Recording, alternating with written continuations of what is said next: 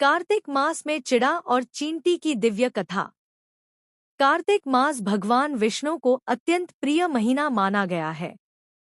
इस पावन माह में हर प्राणी, चाहे वह छोटा हो या बड़ा, भगवान की भक्ति करे तो उसे फल अवश्य मिलता है।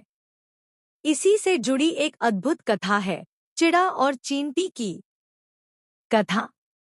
बहुत समय पहले की बात है। एक दिन एक छोटी सी चींटी ने सोचा, मनुष्य तो कार्तिक मास में स्नान, दीपदान और भगवान विष्णु की पूजा करते हैं।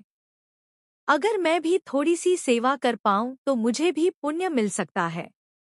वह नदी के किनारे गई, किनारे की मिट्टी लेकर एक छोटा सा दीप बनाकर रखा और भगवान विष्णु का नाम लेकर मन ही मन बोली, हे प्रभु, मेरे पास घी नहीं, बाती नहीं, लेकिन मेरी भक्ति सच्ची है, इसे स्वीकार करें।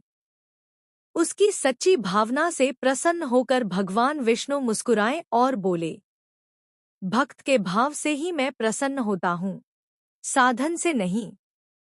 वहीं पास में एक छोटी चिड़िया, चिड़ा, बैठी थी। उसने देखा कि चींटी क्या कर रही है। उसने भी सोचा, मैं भी कार्तिक स्नान करूंगी। वह रोज सुबह नदी में स्नान करती, भगवान का नाम लेती और आकाश में उड़कर हर जगह भक्ति का संदेश फैलाती। एक दिन स्वर्ग में चर्चा हुई। देवता आपस में बोले, कार्तिक में किस प्राणी ने सबसे उत्तम पुण्य किया? भगवान विष्णु ने मुस्कुराकर कहा, मनुष्य नहीं, बल्कि एक छोटी चींटी और एक चिड़िया ने, क्योंकि उन्होंने निष्काम भक्ति की, बिना किसी लोभ के।